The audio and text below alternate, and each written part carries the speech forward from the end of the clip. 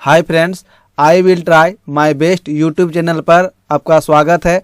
आज के वीडियो में हम लोग जानेंगे कि बैंकिंग एंड इंश्योरेंस सेक्टर से एक वैकेंसी आई है जिसका नाम है NIACL। ठीक है, जो कि NIACL क्या है, यह एक इंश्योरेंस कंपनी है जो अपना नया वैकेंसी लाई है। ठीक है, तो आज के वीडियो में इसी NIACL के बारे में पूरा डिटेल्स में देखेंगे। ठीक है, और इसमें किस किस पॉइंट पे चर्चा करेंगे उसके बारे में यहाँ पर आपको दिख रहा होगा। इस वीडियो में हम लोग जानेंगे इस वैकेंसी के बारे में, जितना भी कुछ है सब कुछ जानेंगे। ठीक है, तो इसमें सबसे पहले किस पर चर्चा होगी, तो नंबर ऑफ वैकेंसीज कितना है इस फॉर्म में, फिर इंपॉर्टेंट डेट्स के बारे में जानेंगे, नेशनलिटी के बारे में जानेंगे, सर्विस कंडीशन क्या क्या है, इस जॉब को करने के लिए कुछ सर्विस कंडीशन भी है जो आगे आपको पता चलेगा। ठीक है, उसके बाद इसमें कुछ प्रोबेशन है, उसके बाद गारंटी बॉन्ड है, क्वालिफिकेशन, ठीक है, क्या एज होना चाहिए, एग्जाम फी क्या है इस फॉर्म के अप्लाई करने के लिए, एग्जाम सेंटर्स कहाँ कहाँ होंगे, प्रीवियस ईयर कटअप क्या थी। ठीक है, ये फॉर्म इससे पहले 2018 में निकला था। ठीक है,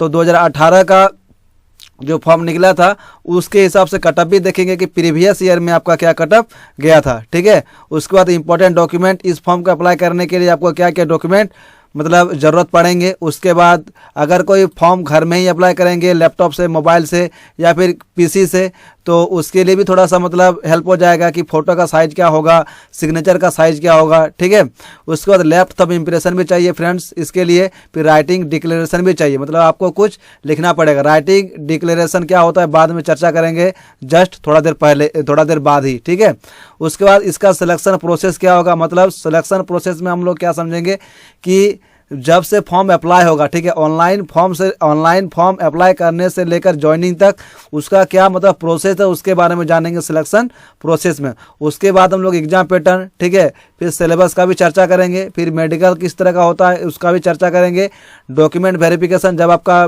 डॉक्यूमेंट का वेरिफिकेशन किया जाएगा तो कौन कौन सा डॉक्यूमेंट आपके पास होना चाहिए। ठीक है, आपको सैलरी कितना मिलेगा, आपको इस एग्ज़ाम को क्रैक करने के लिए आपके लिए बेस्ट बुक क्या होंगे, बेस्ट टीचर का भी नाम बताया जाएगा, बेस्ट यूट्यूब चैनल, अगर आप यूट्यूब चैनल से पढ़ेंगे तो कौन कौन सा चैनल को आपको फॉलो करना है जो आपके लिए बेस्ट होगा। ठीक है, उसके बाद बेस्ट ऑनलाइन प्लेटफॉर्म, बहुत सारे ऑनलाइन प्लेटफॉर्म भी हैं जो पेड कोर्स चलाते हैं, उसके बारे में भी बताएंगे। उसके बाद किसी भी एग्ज़ाम को निकालने के लिए माना जाता है कि मॉक टेस्ट देना ज़रूरी होता है। ठीक है, क्योंकि मॉक टेस्ट के आधार पर ही आप अपने आप को एनालाइज कर सकते हैं कि आप कितना पानी में हैं। ठीक है, तो आपको ये भी बताएंगे कि बेस्ट मॉक टेस्ट क्या रहेगा आपके लिए। ठीक है, तो हम लोग नेक्स्ट स्लाइड में देखते हैं।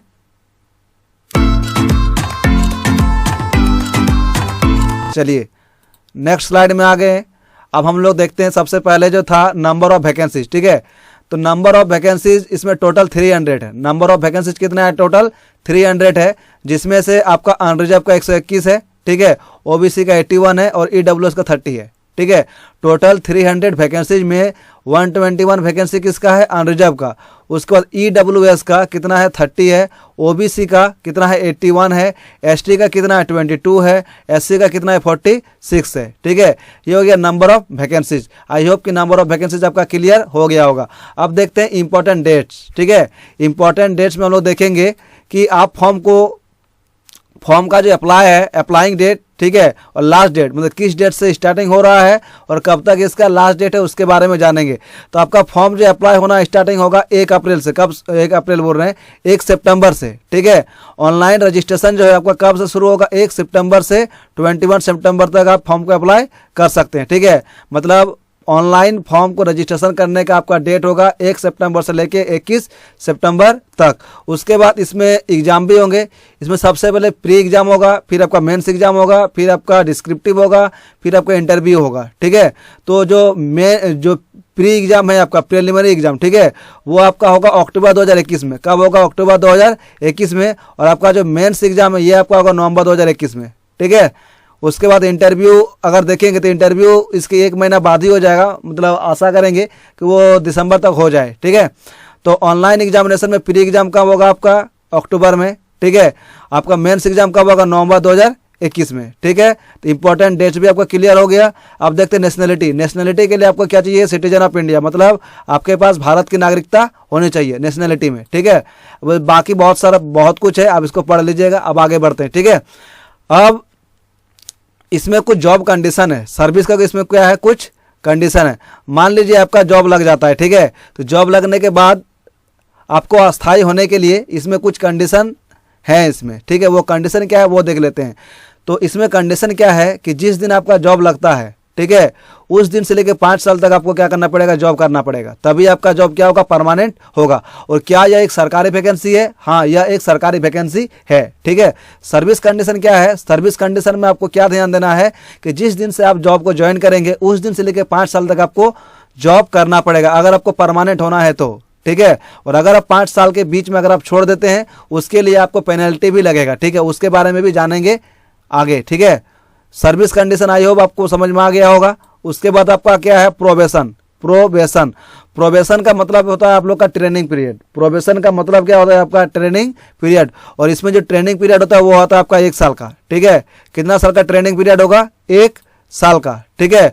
और अगर 1 साल में कंप्लीट ना किया जाए, मतलब कोई कारणवश, तो उसको एक्सटेंड करके वो 6 महीना बढ़ाया जा सकता है। कितना बढ़ाया जा सकता है, 6 महीना बढ़ाया जा सकता है। यही है प्रोबेशन पीरियड का मतलब क्या होता है, ट्रेनिंग पीरियड, ठीक है। जिस दिन से आपका ज्वाइनिंग होगा, ट्रेनिंग कितना दिन का चलेगा, 1 साल का ट्रेनिंग चलेगा। और जॉब आपको कितना दिन करना पड़ेगा, 5 साल का जॉब करना पड़ेगा, 5 साल तक। उसके बाद आप परमानेंट हो जाएंगे, ठीक है। नेशनैलिटी क्या होना चाहिए, भारत की नागरिकता आपके पास होनी चाहिए। रजिस्ट्रेशन डेट क्या होना चाहिए, 1 सितंबर से आपका स्टार्टिंग होगा, 21 सितंबर तक चलेगा। और प्री एग्जाम कब होगा, अक्टूबर 2021 में आपका प्री होगा। मेंस एग्जाम कब होगा, नवंबर 2021 में मेंस एग्जाम होगा। और नंबर ऑफ वैकेंसीज कितना है, 300 है, ठीक है। अब नेक्स्ट हम लोग आगे बढ़ते हैं। चलिए, अब इसमें कुछ गारंटी बॉन्ड है, ठीक है।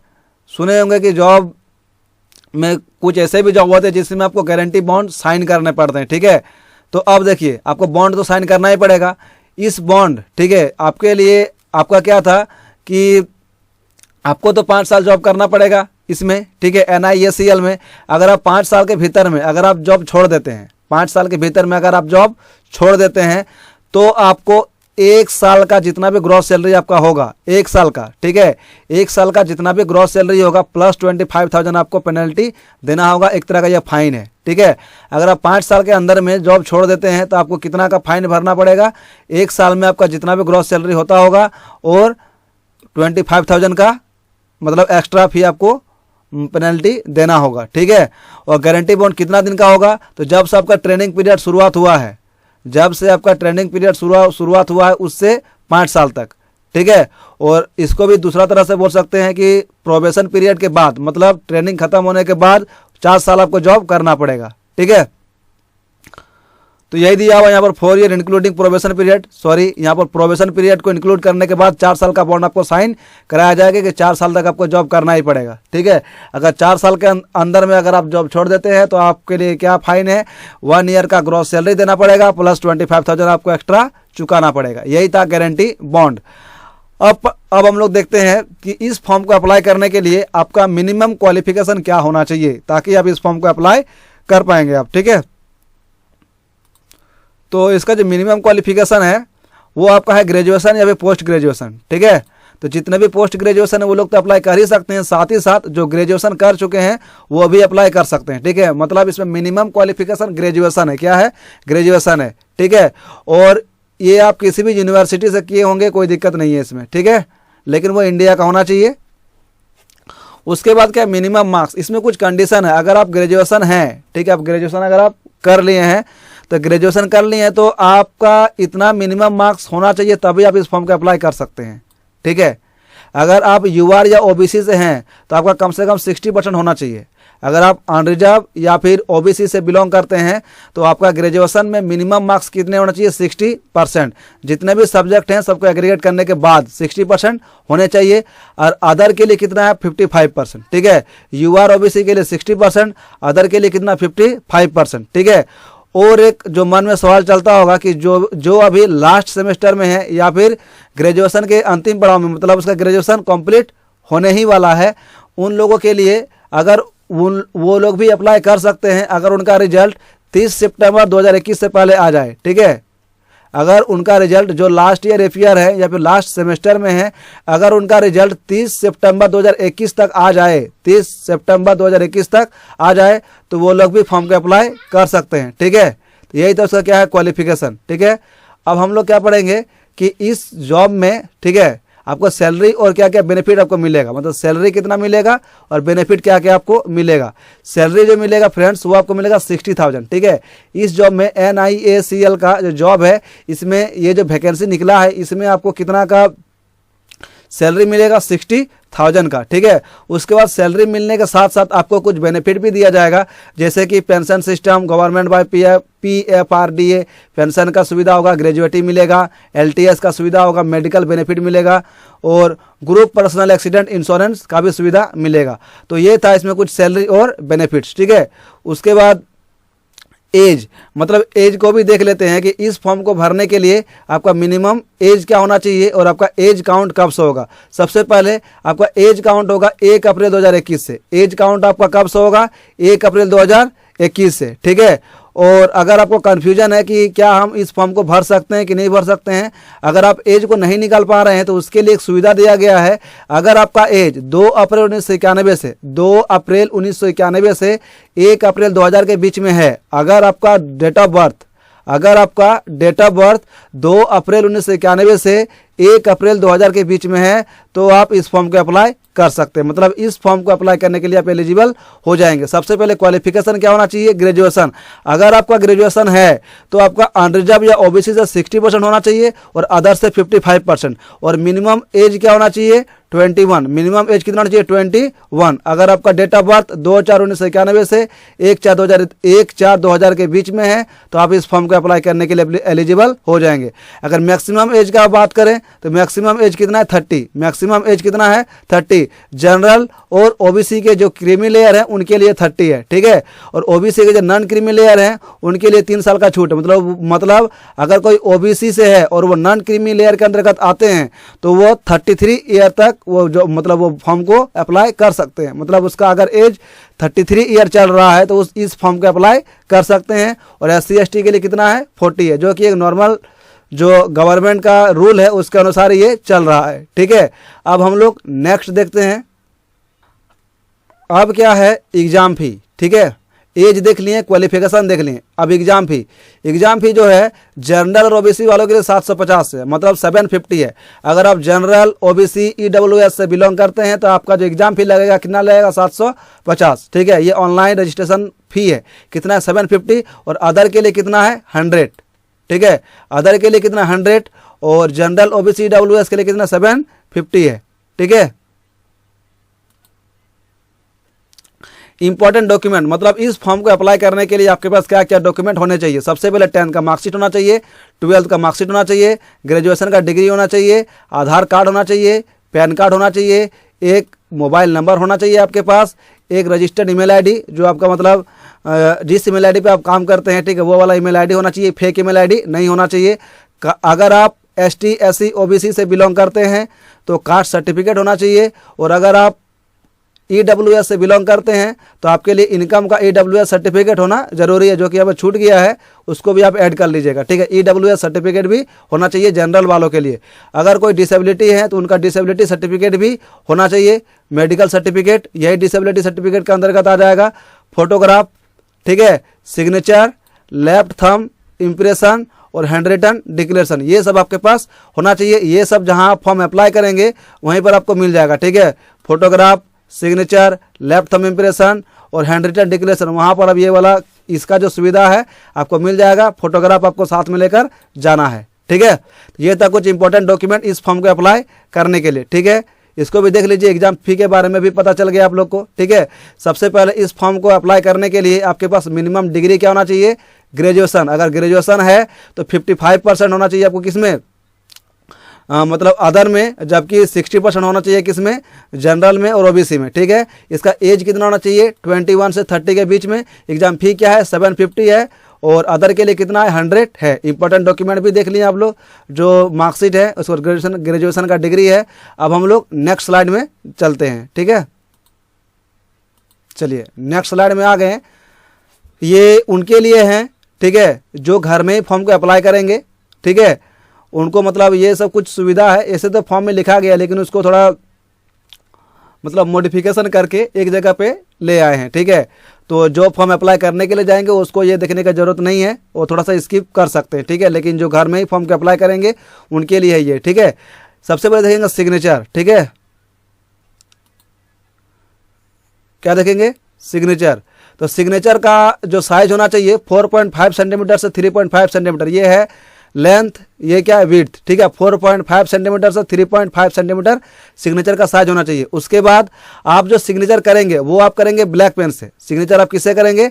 ब्लैक पेन से करेंगे, व्हाइट पेपर पर। ठीक है, आप जो सिग्नेचर करेंगे ब्लैक पेन से करेंगे और व्हाइट पेपर पर करेंगे। ठीक है, और सिग्नेचर का जो डायमेंशन होना चाहिए 140 × 60 पिक्सल होना चाहिए। ठीक है, डायमेंशन क्या होना चाहिए? 140 × 60 पिक्सल होना चाहिए। और आपका जो सिग्नेचर का साइज बनेगा वो होना चाहिए 10 KB से 20 KB, 10 KB से 20 KB के बीच में, मतलब 20 KB से ज़्यादा नहीं होना चाहिए।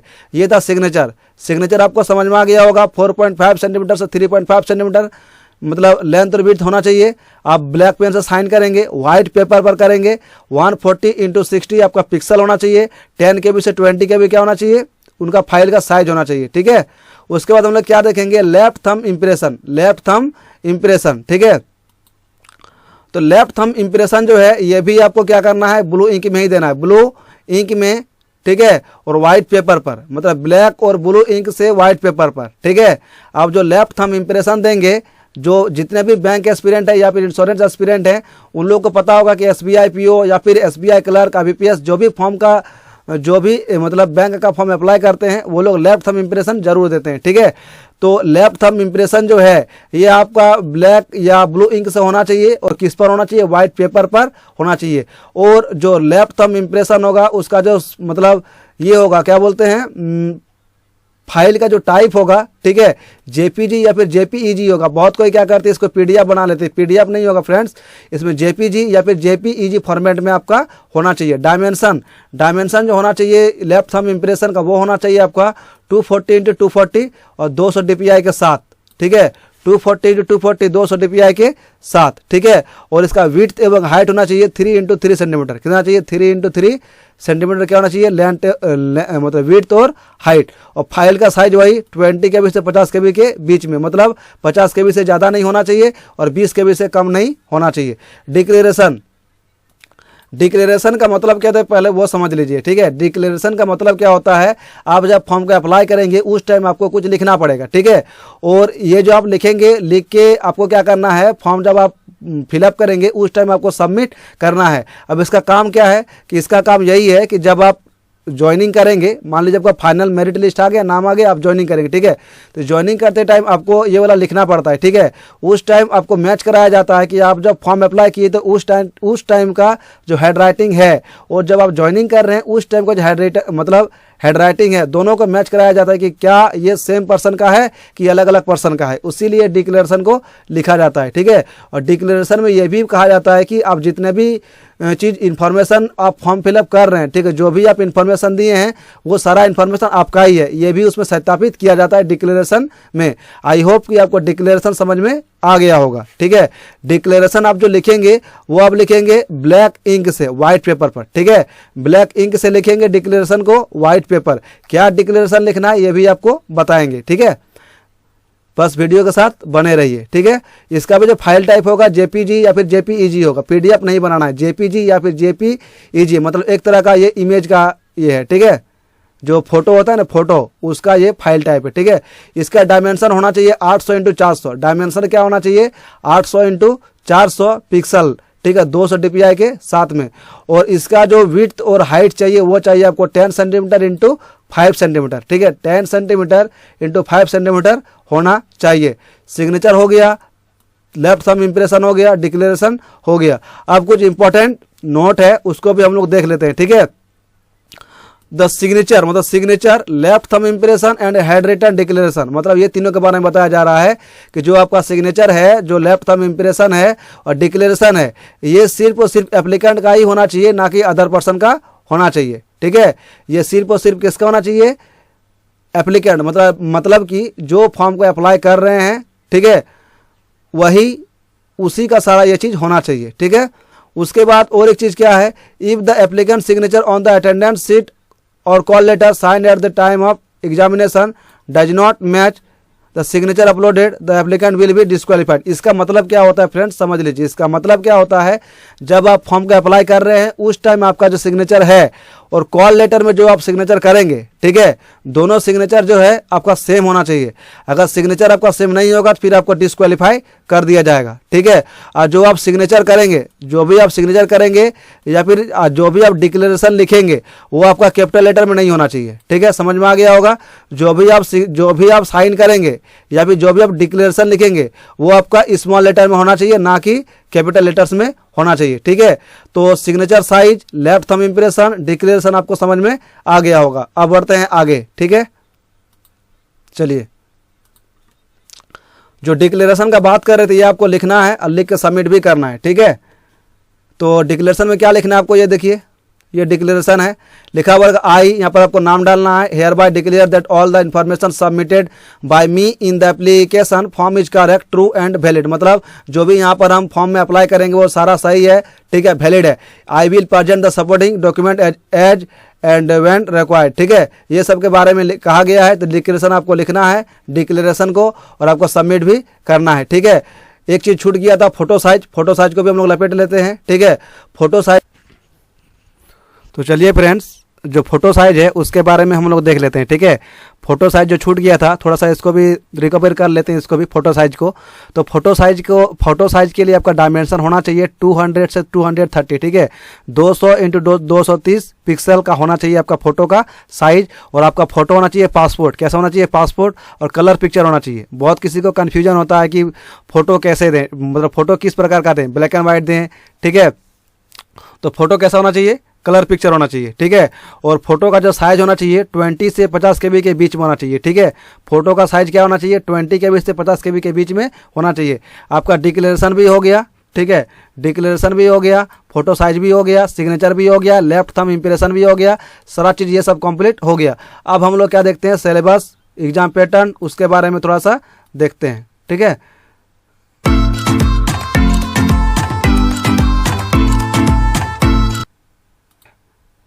अब ये क्या है कि ये आपका कुछ प्रिलिमिनरी एग्ज़ाम का जो एग्ज़ाम सेंटर है उसके बारे में, ठीक है।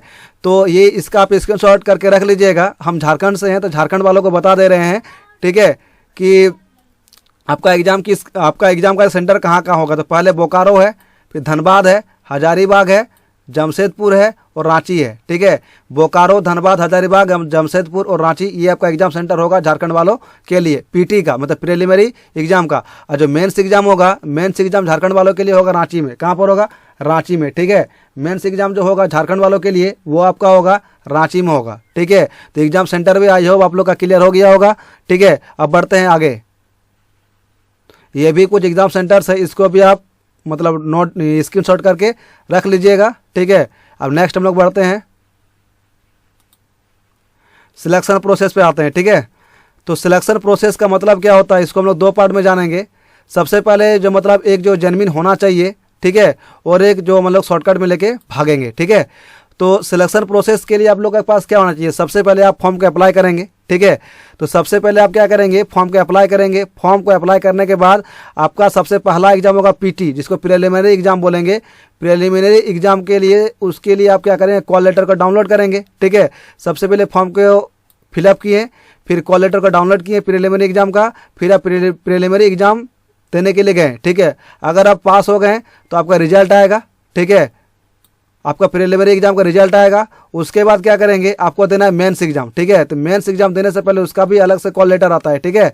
तो सबसे पहले फॉर्म फिलअप किए, आप प्रीलिमिनरी एग्जाम का कॉल लेटर डाउनलोड किए, प्रीलिमिनरी एग्जाम दिए, प्रीलिमिनरी एग्जाम का रिजल्ट आया, फिर मेंस एग्जाम का आप क्या किए, कॉल लेटर डाउनलोड किए, फिर आप मेंस एग्जाम दिए। मेंस एग्जाम देने के ठीक तुरंत बाद, मतलब कुछ घंटों बाद ही आपका डिस्क्रिप्टिव एग्जाम होता है। कौन सा एग्जाम होगा, डिस्क्रिप्टिव का, मतलब मेंस एग्जाम और डिस्क्रिप्टिव एग्जाम, ये दोनों एग्जाम आपका साथ में ही होगा, ठीक है। दोनों एग्जाम साथ में ही होगा, ठीक है।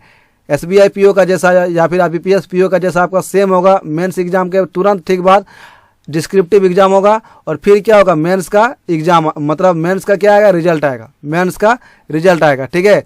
उसके बाद इसमें क्या है, इंटरव्यू होता है। ठीक है, तो इंटरव्यू के लिए आपको कॉल लेटर को डाउनलोड करना पड़ेगा, फिर आपका इंटरव्यू होगा, फिर आपका मेडिकल टेस्ट होगा, फिर मेडिकल का रिपोर्ट आएंगे, फिर डॉक्यूमेंट वेरिफिकेशन होगा, फिर फाइनल मेरिट लिस्ट आएगा, तब जाके आपका क्या होगा, ज्वाइनिंग होगा। तो ये था कुछ प्रोसेस। ठीक है, ये था कुछ आपका प्रोसेस।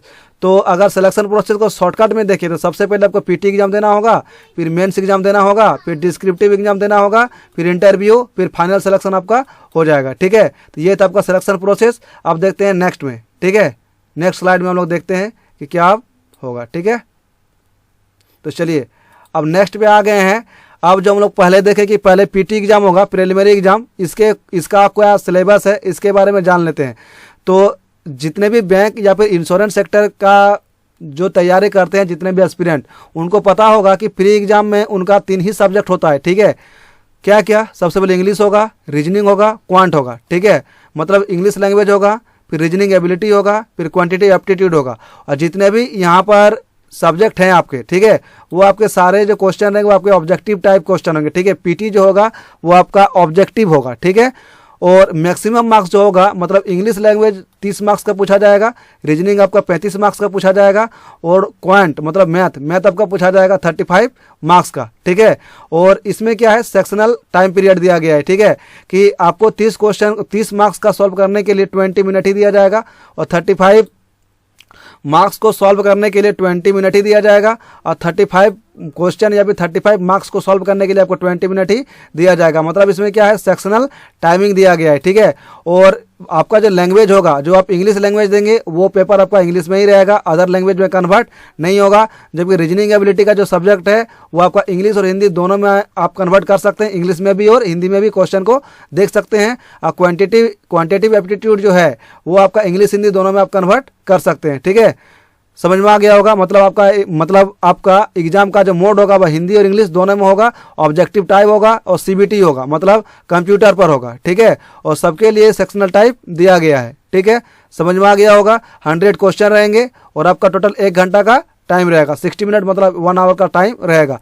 अगर आप प्री एग्जाम को पास कर जाते हैं तो फिर आपको मेंस एग्जाम देना पड़ेगा। ठीक है, प्री एग्जाम को पास करने के बाद आपको मेंस एग्जाम देना पड़ेगा। मेंस एग्जाम में आपका क्या क्या सब्जेक्ट है, रीजनिंग है, ठीक है, इंग्लिश है, फिर आपका जीए है, फिर आपका क्वांट है। ठीक है, ये भी मेंस एग्जाम भी जो आपका होगा वो आपका ऑब्जेक्टिव ही होगा। क्या होगा, ऑब्जेक्टिव, और सब में 50-50 मार्क्स है। ठीक है, जो आपका 4 सब्जेक्ट हैं, चारों में कितना करके मार्क्स है, 50 करके मार्क्स है, टोटल 200 मार्क्स होंगे। और इसका जो मोड होगा वही इंग्लिश हिंदी बता दिए, सिर्फ इंग्लिश आपका इंग्लिश में रहेगा। और इसमें जो सेक्शनल जो टाइम दिया गया है वो दिया 40 मिनट करके। ठीक है, सिर्फ आपका जीए में 30 मिनट है, जीए में कितना है 30 मिनट, बाकी सब में कितना है 40 मिनट करके दिया गया है। ये है आपका मेंस एग्जाम। ठीक है, अगर आपका एक क्वेश्चन सही होता है तो आपको 1 मार्क्स दिया जाएगा। अगर आपका नेगेटिव मार्क्स है, अगर आप एक क्वेश्चन को बनाएं वो अगर आपका गलत हो गया तो गलत क्वेश्चन पर आपको 1/4 मार्क्स काट लिए जाएंगे। ठीक है, गलत क्वेश्चन पर कितने मार्क्स काटे जाएंगे, 1/4 मतलब 0.25। क्या अगर पूछेंगे कि subject wise sectional cut off है कि नहीं है, यस। ठीक है, जितने भी सब्जेक्ट आपको दिख रहे होंगे यहाँ पर सबका एक सेक्शनल कट ऑफ भी जारी होगा। जिस तरह से सेक्शनल टाइम दिया गया है उसी तरह से सेक्शनल कट ऑफ भी होंगे, जितने भी यहाँ पर सब्जेक्ट हैं, चाहे वो पीटी के हों चाहे वो मेंस के हों। ठीक है, अगर आप सेक्शनल कट ऑफ पार करेंगे तो ही आप क्वालिफाई होंगे, नहीं तो फिर डिस्क्वालीफाई कर दिए जाएंगे। ठीक है, सेक्शनल टाइमिंग भी होता है। तो देखिए, पीटी एग्जाम आपका हो गया, मेंस एग्जाम हो गया, और मेंस एग्जाम के ठीक तुरंत 1-2 घंटा बाद ही आपका क्या होगा, डिस्क्रिप्टिव का एग्जाम होगा। डिस्क्रिप्टिव का एग्जाम में क्या होगा, आपको लेटर लिखना है और ऐसे लिखना है। ठीक है, लेटर आपका 10 मार्क्स का रहेगा और ऐसे आपको लिखना है 20 मार्क्स का। ठीक है, लेटर जो लिखना है 10 मार्क्स का लिखना है और ऐसे जो लिखना है आपको 20 मार्क्स का लिखना है। टोटल आपका 30 मार्क्स रहेगा और टोटल जो आपको टाइम दिया जाएगा वो दिया जाएगा 30 मिनट। अगर आपको पूछा जाएगा कि डिस्क्रिप्टिव कौन सा लैंग्वेज में आपका होगा तो इंग्लिश में होगा। ठीक है, सिर्फ और सिर्फ इंग्लिश में आपको डिस्क्रिप्टिव लिखना है। अब मोड कैसा होगा, तो ऑनलाइन होगा, मतलब कंप्यूटर पर आपको देना है डिस्क्रिप्टिव एग्जाम। ठीक है, उसके बाद डिस्क्रिप्टिव एग्जाम का जो क्वालिफाइड मार्क्स पहले ही दे चुका है। ठीक है, कि आपको मिनिमम इतना मार्क्स अगर आप लाएंगे तो ही आप डिस्क्रिप्टिव एग्जाम पास करेंगे। ठीक है, तो ये जो दिया गया है अनरिजर्व और ओबीसी के लिए 15, कितना दिया गया है, अनरिजर्व और ओबीसी के लिए 15 दिया गया है, जबकि अदर के लिए कितना 13.5 है। अनरिजर्व और ओबीसी के लिए कितना 15 है, जबकि अदर के लिए कितना 13.5 है। यह है डिस्क्रिप्टिव एग्जाम। ठीक है, आप पीटी पास किए, फिर मेंस एग्जाम दिए, फिर डिस्क्रिप्टिव टेस्ट दिए, अगर आप मेंस पास करेंगे, ठीक है, मान लीजिए ये जो सब्जेक्ट है ये पास करेंगे, ये भी पास करेंगे, तो ही आपका इंटरव्यू का कॉल लेटर आएगा। अगर आप मेंस ये वाला क्वालिफाई कर गए और डिस्क्रिप्टिव में अगर आप क्वालिफाई नहीं कर पाए तो फिर आपका छटनी, मतलब आप डिस्क्वालीफाई हो जाएंगे। ठीक है, इसलिए आपको मेंस एग्जाम और डिस्क्रिप्टिव एग्जाम दोनों ही पास करना कंपलसरी है। अब देखते हैं नेक्स्ट में, ठीक है। चलिए इंटरव्यू के वो देख लेते हैं, क्योंकि आपका पीटी हो गया, मेंस हो गया, डिस्क्रिप्टिव हो गया, अब इंटरव्यू पे देखते हैं, ठीक है। इंटरव्यू में सबसे पहले यहाँ पर वेटेज, जिस तरह से एसबीआई पीओ या फिर आईबीपीएस पीओ में एक रेशियो रहता है कि आपका मेंस एग्जाम का जितना भी मार्क्स आया उसका 100 में 75 मार्क्स, और जितना भी आपका इंटरव्यू में मार्क्स आया उसका 100 में 25 मार्क्स, दोनों को रेशियो को एग्रीगेट करने के बाद आपका कटअप को निकाला जाता है, ठीक है। यहां पर अगर देखेंगे, थोड़ा सा क्लियर कर लेते हैं, 1 मिनट। देखिए 75 पर 25 दिया हुआ है कि नहीं है, ये 75 जो है ये आपका 100 में, ठीक है, 100 मार्क्स मतलब 200 मार्क्स का एग्जाम होता है, तो 100 मार्क्स में आका जाएगा कि मेंस में आपका कितना मार्क्स हो रहा है 100 में, ठीक है। और 25 जो है ये आपका क्या है, ये आपको मापा जाएगा किस में, ये आपका इंटरव्यू में 100 में आपका कितना मार्क्स आ रहा है। तो इंटरव्यू वाला मार्क्स और जो आपका मेंस वाला मार्क्स है, दोनों को 100 में कंपैरिजन करने के बाद दोनों को एग्रीगेट करेंगे, जोड़ने के बाद फाइनल जो आपका मार्क्स है उसका डिसीजन लिया जाएगा, ठीक है। उसके बाद इंटरव्यू, जो फाइनल सिलेक्शन आपका होगा, मेरिट लिस्ट जो आपका बनेगा वो बनेगा मेन एग्जामिनेशन और इंटरव्यू के मार्क्स से। यहाँ पर आप लोग देख ही पा रहे होंगे कि 75 जो है ये किसका है, मेंस का है, और 25 किसका है, आपका इंटरव्यू का है, ठीक है। तो फाइनल सिलेक्शन जो आपका होगा वो मेंस एग्जाम में जितना मार्क्स आया, ठीक है, और इंटरव्यू में जितना मार्क्स आया, ठीक है, दोनों का एक रेशियो निकाला जाएगा। मतलब फाइनल सिलेक्शन का मार्क्स किस पर निर्धारित करेगा, वो आपका मेंस एग्जाम के मार्क्स पर और इंटरव्यू के मार्क्स पर डिसाइड करेंगे फाइनल सिलेक्शन, ठीक है। उसके बाद कुछ क्वेरी या फिर क्वेश्चन भी रहता है, उसको भी थोड़ा उसको क्लियर कर देते हैं कि क्या इस एग्जाम में किसी भी तरह का फिजिकल एग्जामिनेशन होगा। क्या फिजिकल एग्जामिनेशन का मतलब क्या हो गया, दौड़ हो गया, मतलब जिस तरह का मतलब लिया जाता है एयरफोर्स वगैरह में या फिर डिफेंस जॉब में लिया जाता है उस तरह से, तो इसमें किसी भी तरह का फिजिकल एग्जाम नहीं होगा, ठीक है। मेडिकल टेस्ट होगा, तो हाँ इसमें मेडिकल टेस्ट होगा, और मेडिकल टेस्ट में किस तरह का मेडिकल टेस्ट आपको देने होंगे, यूरिन टेस्ट होगा, ब्लड ग्रुप का जांच करेंगे, blood sugar, blood urea, BP का जांच करेंगे, एक्सरे करेंगे, यूएसजी करेंगे, एचआईवी करेंगे, सीरम कोलेस्ट्रॉल का जांच करेंगे, ईएसआर का जांच करेंगे, वेट एंड हाइट का जांच करेंगे, कलर ब्लाइंडनेस का जांच करेंगे, डिस्टेंस विजन का और नियर विजन का, ठीक है। ये सब कुछ मेडिकल टेस्ट है जो आपको जांच किया जाएगा, ठीक है। उसके बाद मेडिकल टेस्ट होने के बाद इंटरव्यू हो गया, ठीक है। मेडिकल टेस्ट होने के बाद आपका डॉक्यूमेंट वेरिफिकेशन किया जाएगा, मेडिकल का रिपोर्ट आएगा, उस रिपोर्ट को लेके जाना है, डॉक्यूमेंट वेरिफिकेशन किया जाएगा। तो डॉक्यूमेंट वेरिफिकेशन में आपका क्या क्या जांच किया जाएगा वो देखिए, ठीक है। सबसे पहले आप जो स्टार्टिंग में फॉर्म का अप्लाई किए तो वो फॉर्म वो ऑनलाइन एप्लीकेशन फॉर्म आपके पास होना चाहिए। उसके बाद इंटरव्यू का जो कॉल लेटर जो आप डाउनलोड किए थे वो आपके पास होना चाहिए। उसके बाद अगर आप ST SC OBC से बिलोंग करते हैं तो आपके पास कास्ट सर्टिफिकेट होना चाहिए। अगर आप जनरल वाले हैं और EWS सर्टिफिकेट बनाए हैं तो EWS सर्टिफिकेट का मांग किया जाएगा अगर आप अप्लाई करते समय EWS भरे हैं तो, ठीक है। और अगर कोई डिसेबिलिटी पर्सन है तो उसका डिसेबिलिटी सर्टिफिकेट मांगा जाएगा, ठीक है। और कैरेक्टर सर्टिफिकेट सभी के लिए होगा, कैरेक्टर सर्टिफिकेट जो है ये सबके लिए होगा, ठीक है। उसके बाद एक्सपीरियंस सर्टिफिकेट, अगर आप कहीं पर जॉब किए होंगे कंपनी वगैरह में तो अगर आपके पास एक्सपीरियंस का सर्टिफिकेट है तो उसको भी आप लेकर जाएंगे, ठीक है। उसके बाद मैट्रिक 10th का सर्टिफिकेट, ठीक है, 12th का सर्टिफिकेट, फिर ग्रेजुएशन का सर्टिफिकेट, आधार कार्ड, पैन कार्ड, फोटो और बायोमेट्रिक वेरिफिकेशन किया जाएगा आपका। तो ये होता है आपका डॉक्यूमेंट वेरिफिकेशन। जो डॉक्यूमेंट वेरिफिकेशन है इसमें इतने सारे डॉक्यूमेंट आपको चाहिए, ठीक है। जो अदर में है, अदर मतलब जो जनरल वाले हैं उनको कास्ट सर्टिफिकेट का जरूरत नहीं है, EWS का जरूरत नहीं है। अगर वो डिसेबिलिटी है तो ही लेके जाएंगे, नहीं तो नहीं लेके जाएंगे, ठीक है।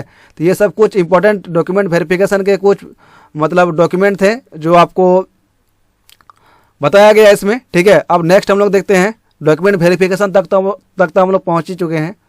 अब नेक्स्ट देखते हैं, ठीक है।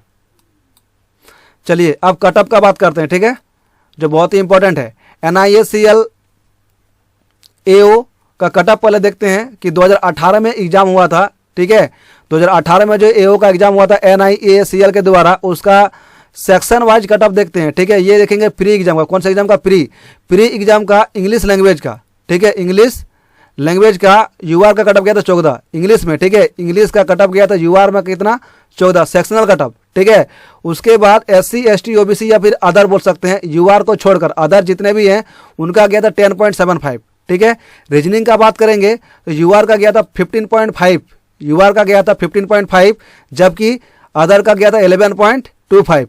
क्वांटिटेटिव एप्टीट्यूड में, ठीक है, यूआर का गया था 10.75, जबकि अदर का गया था 7.25, ठीक है। कटअप को देखकर ये आप पता लगा सकते हैं कि रीजनिंग इजी आता होगा, ठीक है, इसलिए 15.5 मतलब कटअप गया है, ठीक है। तो अब हम लोग आगे देखते हैं, सेक्शनल कटअप तो हो ही गया। अब देखते हैं क्या प्रीलिम्स का टोटल ओवरऑल कटअप कितना गया था। तो ओवरऑल कटअप जो गया था जनरल के लिए गया था 80.25, ठीक है।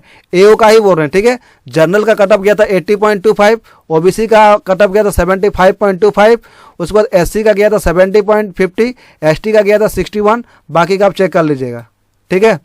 तो जनरल का 80.25, ओबीसी का 75.75, SC का 70.50, ST का 61 गया था कटअप ओवरऑल प्रीलिम्स का। अब हम लोग मेंस का और डिस्क्रिप्टिव का भी कटअप को देखते हैं, ठीक है। ये है हम लोग का मेंस का कटअप, ठीक है। सेक्शन वाइज कटअप है, मेंस का कटअप है, सेक्शन वाइज कटअप है।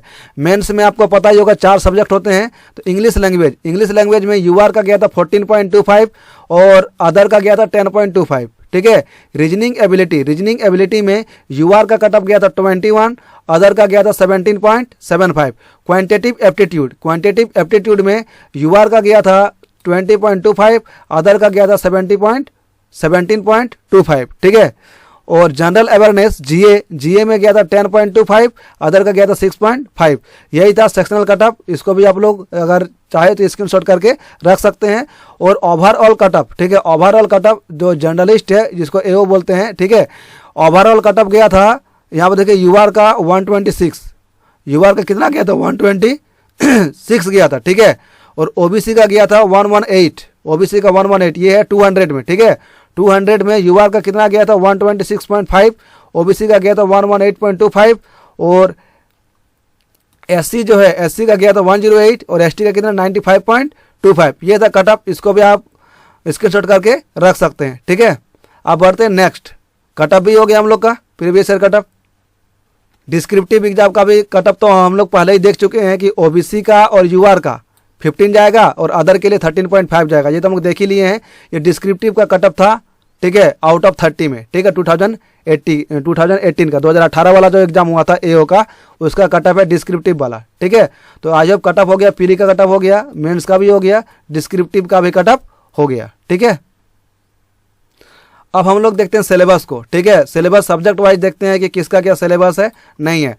तो रीजनिंग में आपको क्या क्या करना है, coding decoding, direction test, syllogism, inequality, puzzle, seating arrangement, जो क्वेश्चन रहेंगे आपके रीजनिंग से रिलेटेड, ठीक है। Input output, blood relation, order and ranking, data sufficiency, logical reasoning, alpha numeric series, word formation, analogy, classification, statement and assumptions, statement and argument, statement and course of action, ठीक है, statement and conclusion, cause and effect. ये है आपके reasoning के syllabus. इसको भी आप screenshot करके रख सकते हैं, जो आपका इस एग्जाम से रिलेटेड मतलब जो चैप्टर्स है रीजनिंग के, ठीक है।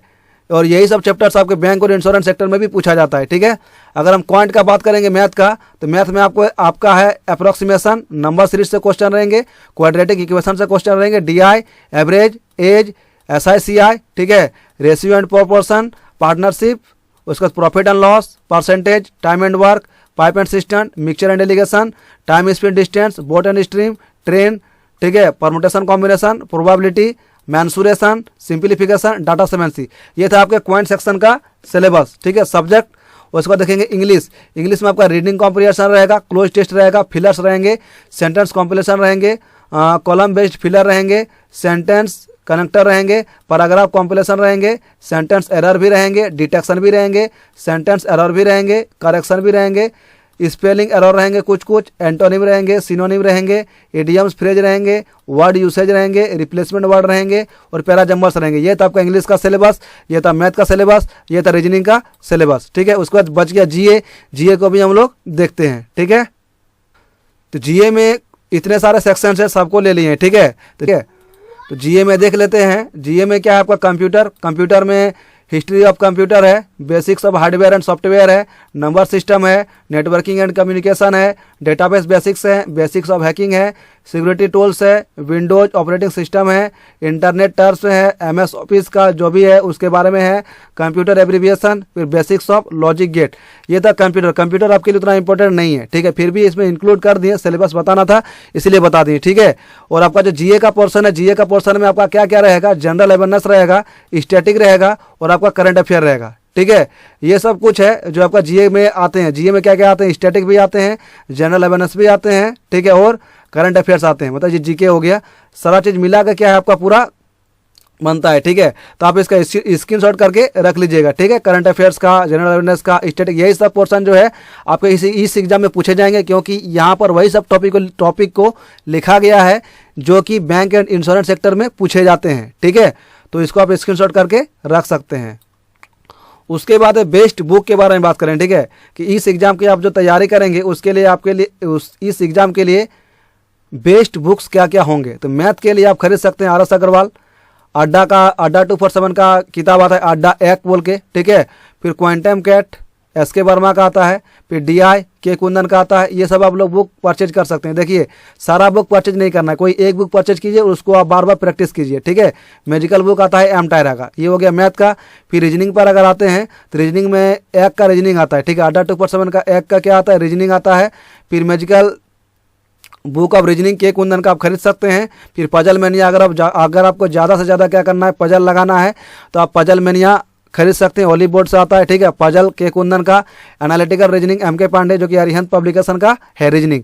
इंग्लिश में अगर बात करें तो ग्रामर के लिए प्लिंथ पारामाउंट। ठीक है, वर्ड पावर मेड जी, ये हो गया आपका वोकेबलरी स्ट्रॉन्ग करेंगे, वर्ड पावर मेड जी। ठीक है, perfection book Nimisha Bansal ma'am का आता है, वोकेब प्रोडिजी और 120 रूल्स ऑफ, यहाँ पर ग्रामर होगा। ठीक है, 120 रूल्स ऑफ ग्रामर। ये सब किताब इंग्लिश के लिए है। कंप्यूटर के लिए अगर आपको खरीदना है तो कंप्यूटर अवेयरनेस आता है, फिर परीक्षा मंत्रा, फिर दिशा। ठीक है, करंट अफेयर के लिए आप 2 चैनल को रेफर कर सकते हैं, अफेयर्स क्लाउड और स्टडी IQ, और गाइडली का बंडल PDF आता होगा, उसको भी आप देख सकते हैं। ठीक है, उसके बाद बैंकिंग अवेयरनेस, फिनेंशियल अवेयरनेस और स्टैटिक के लिए कोई भी बुक रिकमेंड नहीं करेंगे। ठीक है, क्योंकि इसमें जितने भी रहते हैं सारा करंट से रिलेटेड रहते हैं। ठीक है, फिर भी अगर आपको बुक परचेज करना है इनका तो आप अरिहंत का ले सकते हैं और दिशा का भी ले सकते हैं। ठीक है, डिस्क्रिप्टिव एग्जाम जो आपका होना है, डिस्क्रिप्टिव एग्जाम तो होगा ही, उसमें आप अड्डा 247 का बुक को परचेज कर सकते हैं। अरिहंत का एगो बुक आता है 151 ऐसे का, इनका बुक को भी आप परचेज कर सकते हैं। और न्यूज़पेपर पर डिपेंड आपको रहना है। ठीक है, मतलब डेली का न्यूज़पेपर आपको पढ़ना है। ठीक है, उसके बाद न्यूज़पेपर रीडिंग के लिए, क्योंकि इंग्लिश में आपको तो रीडिंग हैबिट होना चाहिए, तो इसके लिए आप कौन कौन सा न्यूज़पेपर पढ़ेंगे, तो आप द हिंदू पढ़ सकते हैं या फिर द इंडियन एक्सप्रेस को पढ़ सकते हैं। ठीक है, प्रीवियस ईयर अगर आपको लगाना है तो SBI PO 12th year paper को लगा सकते हैं, IBPS एंड SBI का सॉल्व पेपर को भी आप लोग खरीद सकते हैं, और LIC वगैरह जो है इनका भी आता है। ठीक है, तो वो भी आप परचेज कर सकते हैं। लेकिन ये सब अगर बुक को आप रेफर करेंगे तो डेफिनेटली आप इस एग्ज़ाम को क्रैक कर सकते हैं। ठीक है, कर भी जाएंगे। अब हम लोग क्या देखते हैं, बेस्ट टीचर के बारे में। ठीक है, इस एग्जाम को क्रैक करने के लिए आपको कौन कौन से टीचर क्या करेंगे, हेल्प करेंगे। मैथ के लिए अरुण सिंह रावत। ठीक है, उसके बाद है आशीष अरोड़ा। रीजनिंग के लिए देखना अंकुश लांबा, राधे सर, पुनीत कुमार शर्मा, ये रीजनिंग के टीचर हैं, बहुत ही बेहतरीन टीचर हैं। ठीक है, इनका खुद का यूट्यूब चैनल भी है, जो इधर लिखा, जितने भी लिखा गया इधर, ये इनके कुछ यूट्यूब चैनल भी हैं। ठीक है, सबके यूट्यूब चैनल हैं। इंग्लिश के लिए आपको डिपेंड रहना है निमिषा बंसल मैम पर और विशाल परिहार सर। ठीक है, कंप्यूटर के लिए अमित सर और सचिन अरोड़ा सर। और जनरल अवेयरनेस या फिर फाइनेंशियल अवेयरनेस के लिए कपिल कथपाल सर को आप फॉलो कर सकते हैं, या फिर आशीष गौतम सर को आप फॉलो कर सकते हैं, जो कि अड्डा 247 में पढ़ाते हैं। करंट अफेयर के लिए आप गौरव गर्ग सर, जो कि स्टडी IQ में पढ़ाते हैं, और अफेयर्स क्लाउड बाय आशु को भी आप लोग करंट अफेयर के लिए मतलब फॉलो कर सकते हैं। ये था आपके बेस्ट टीचर। आप देखते हैं इनका यूट्यूब चैनल भी है। ठीक है, तो मैथ के लिए आप कौन कौन सा यूट्यूब चैनल को रेफर करेंगे, सबसे पहला है Career Definer, Amar sir, Bankers Way, Studyfied, exam centric for Exampur, Mahindra Guru, Adda 247। यहाँ पर ये सब मैथ के लिए आपका स्पेशल कुछ यूट्यूब चैनल है। अगर आप चाहते हैं कि यूट्यूब से तैयारी करेंगे तो आप इस सब चैनल से आप तैयारी कर सकते हैं। रीजनिंग के लिए आपका बैंकर्स वे है, बैंकिंग क्रॉनिकल है, और राधे सर की रीजनिंग है, महेंद्र गुरु है, अड्डा 247। रीजनिंग के लिए कुछ बेस्ट यूट्यूब चैनल है आपके लिए। उसके बाद इंग्लिश में आपके लिए निमिषा बंसल मैम, अंचल मैम, बैंकर्स वे, महेंद्र गुरु और अड्डा 247। ठीक है, ये सब आपके लिए कुछ बेस्ट यूट्यूब चैनल हैं। मैथ का, रीजनिंग का, इंग्लिश का, तीनों का अलग अलग बता दिए। कंप्यूटर के लिए आप अरोरा एडुकेटर हैं, ठीक है, और अड्डा 247 को फॉलो कर सकते हैं कंप्यूटर के लिए। सीए मतलब करंट अफेयर के लिए आप स्टडी IQ को, करंट और अफेयर्स क्लाउड को और अड्डा 247 को फॉलो कर सकते हैं। ये सब बेस्ट यूट्यूब चैनल हैं। और जनरल अवेयरनेस, बैंकिंग अवेयरनेस और फिनेंशियल अवेयरनेस के लिए आप प्रेफर करेंगे अड्डा 247 को, और मेरिट साइन को, स्टडी नीति को और बैंकर्स नीति को। ठीक है, ये सब को आप फॉलो कर सकते हैं। न्यूज़पेपर एनालिसिस के लिए अड्डा 247 का चैनल, बैंकर्स वे और एडिटोरियल एनालिसिस, ये सब को आप लोग फॉलो कर सकते हैं। ये था बेस्ट टीचर, ये था बेस्ट यूट्यूब चैनल, इस एग्जाम को करेक्ट करने के लिए आपका हेल्प करेंगे। अब नेक्स्ट देखते हैं हम लोग। अब नेक्स्ट में अगर आपको ऑनलाइन पेमेंट मतलब पेड कोर्स खरीदना है या फिर ऑनलाइन पढ़ना है तो ऑनलाइन में सबसे पहले आप पढ़ सकते हैं यूट्यूब से। यूट्यूब के बारे में तो आपको बता ही दिए कौन कौन सा चैनल का आपको फॉलो करना है। उसके बाद अंकुश लांबा, ठीक है, इनका ऑनलाइन ये रीजनिंग पढ़ाते हैं। रीजनिंग का बैच ये मतलब आप यहाँ से पेड कोर्स खरीद सकते हैं। राधे की रीजनिंग, ये भी सर रीजनिंग ही पढ़ाते हैं। इनका फी बहुत ही कम रहता है और पढ़ाने का स्टाइल ही बहुत ही स्मार्ट तरीका है इनका। ठीक है, रीजनिंग पढ़ाने का तरीका। उसको अन अकेडमी का आप सब्सक्रिप्शन ले सकते हैं। बैंकर्स वे भी अच्छा पढ़ाते हैं। अड्डा 247 जो है ये सब कुछ बेस्ट पेड कोर्स का मतलब हैं। यूट्यूब छोड़कर ये जितने भी टीचर यहाँ पर दिख रहे हैं, यहाँ पर जितने भी मतलब प्लेटफॉर्म लिखे हैं सबका सारे पेड कोर्स भी पढ़ाते हैं। ठीक है, सारे का सारे पेड कोर्स में ही आते हैं यूट्यूब को छोड़कर। ठीक है, अगर अब आया बात मॉक टेस्ट का। ठीक है, अब जो बारी है वो मॉक टेस्ट का है। तो मॉक टेस्ट अगर आप देना चाहेंगे तो सबसे पहले आप टेक्स्ट बुक को प्रेफर कर सकते हैं। सबसे पहला जो प्रायोरिटी है मेरा वो है टेक्स्ट बुक का। उसके बाद ग्रेड अप को दे सकते हैं, फिर ओलिव बोर्ड है, फिर अड्डा 247 है, फिर स्टडी नीति है, फिर प्रैक्टिस मॉक है। ठीक है, तो ये था आपका आज का पूरा डिटेल्स वीडियो जिसमें आपको सब चीज़ के बारे में पता चला। NISCL के फुल वीडियो की आप इसमें क्या क्या कर सकते हैं, ठीक है, और किस तरह से कर सकते हैं। तो एक बार हम लोग देख लेते हैं, चलिए यहाँ पर। ठीक है, एक मिनट, थोड़ा सा हम लोग रिवीजन कर लेते हैं। हाँ, तो हम लोग इस आज के वीडियो में क्या क्या देखें, वैकेंसीज देख लिए, इंपॉर्टेंट डेट देख लिए, nationality, service condition, probation, guarantee bond, qualification, age, exam fee, exam centric, previous year cut off, important document, size of photo signature, left thumb impression, writing declaration, selection process, exam pattern, syllabus, medical, document verification, salaries, best book के बारे में देख लिए, best teacher के बारे में देख लिए, best YouTube channel, best online platform, best mock test app.